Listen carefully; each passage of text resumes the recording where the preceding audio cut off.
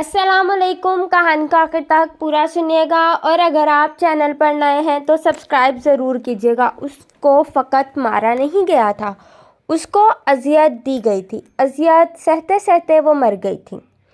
उसकी मौत के बाद भी उसे मिसनी समझकर बिजली के झटके लगवाए जाते रहे थे। उसके हाथ की उंगलियों में पेंसिल फंसाकर उंगलियों को मोड़ा तोड़ा जाता रहा था, मगर उसकी रूह जिस्म के पिंजरे से आज़ाद हो चुकी थी, इसलिए उसे तो कोई तकलीफ़ महसूस न हुई। अलबत्ता उस पर जुल्म करने वालों ने अपने गुनाहों में मज़ीद इजाफ़ा कर लिया था। खैर, वो लोग भी आज कल के मुसलमान थे जो खुदा को मानते तो थे मगर खुदा की नहीं मानते थे, क्योंकि खुदा की मानने वाला और इश्क़ रसूल सल्लल्लाहु अलैहि वसल्लम का दावेदार कभी भी खुदा की मखलूक पर और हजूर नबी करीम सल्लल्लाहु अलैहि वसल्लम की उम्मत पर इतना जुल्म नहीं ढा सकता जितना जुल्म राफिया जलील पर ढाया गया था। हैरत की बात है कि उसका जुर्म सिर्फ इतना था कि वो एक बेटा नहीं पैदा कर सकी थी, जबकि हमारा मज़हब कहता है औलाद मर्द की नसीब से होती है। मगर यहाँ मज़हब को किसने देखना था, यहाँ तो मज़लूम और मासूम बच्ची पर जुल्म ढाए जाने थे और वो ढा दिए गए। उसकी मौत जैसे मुझ जैसे हसास दिल रखने वालों के लिए तकलीफ़ दे और दुख की बात ज़रूर थी, मगर उसके और उसके ख़ानदान ख़ासकर वालिदैन के लिए बिल्कुल भी नहीं। उसका नाम राफिया जलील था। उसके वालिद साहब ने बकरियां पाल रखी थी और उन्हें चरा कर गुजारा करते थे। वो 2004 में पैदा हुई थी। वो अपने गांव में पहली और वाहिद लड़की थी जिसकी पैदाइश की खुशी मनाई गई थी। उसकी पैदाइश पर सबसे बेहतरीन बकरा ज़िबा करके गांव के गुरबा में तकसीम किया गया था, जबकि एक बकरी को बेचकर उसके लिए सोने की अंगूठी बनवाई गई थी। लोग सच कहते हैं कि बच्चियां जल्द जवान हो जाती हैं। उसकी सबसे बेहतरीन मिसाल राफिया जलील थी। उसकी उम्र जब महज 1 साल थी तो ज़लज़ले की वजह से उसका घर गिर गया। घर के एक कमरे में वो वालिद के हमरा मौजूद थी। ज़लज़ला इतना शदीद किस्म का था कि जब उसका बाप उसे उठाकर कमरे से बाहर भी नहीं निकल पाया था, कमरे की छत उन पर आ गिरी थी। उसके वालिद ने उसे अपने नीचे छुपा लिया था, जिसकी वजह से वो तो हर किस्म की चोट से महफूज रही थी।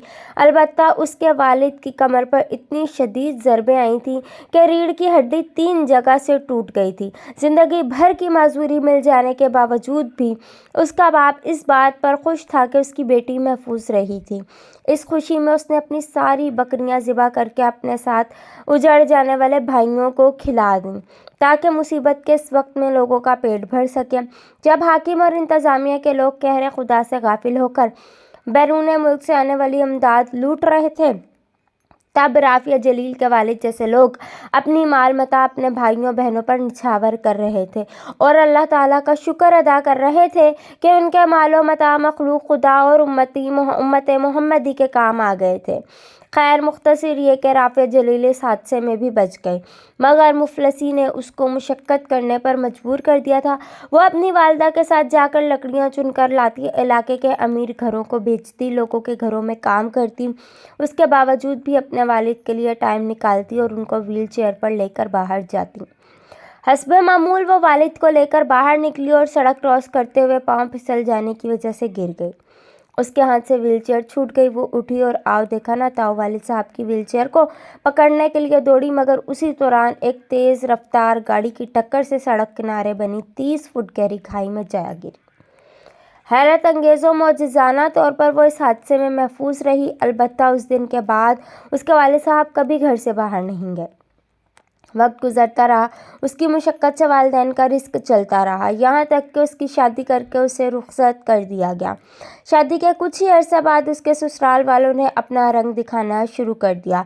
उस पर जुल्म व सितम शुरू कर दिए गए। वही मेहनत मुशक्क़त जो वो वालिदैन के घर करती थी, वही यहाँ भी करवाई जाती थी। फ़र्क सिर्फ यह था कि वहाँ उसकी कमाई उसके हाथ में होती थी, यहाँ उससे वो कमाई छीन ली जाती थी। बीमारी सुस्ती की हालत में भी उसे छुट्टी ना करने दी जाती ताकि दिहाड़ी ना छूट जाए। अब वो वालिदैन का सहारा तो कुजा के ना बनती, उसे खुद सहारे की ज़रूरत महसूस होने लगी थी, क्योंकि वो 2 बार उम्मीद से हुई थी और दोनों बार पेट में मौजूद औलाद लड़की होने की वजह से वहीं कत्ल करवा दी गई थी। اور آج تیسری بار جب وہ امید سے ہوئی تھی اور میڈیکل رپورٹس میں پتہ چلا کہ اس کے پیٹ میں موجود اولاد لڑکی ہے تو اسے اذیت ناک موت مار دیا گیا تھا۔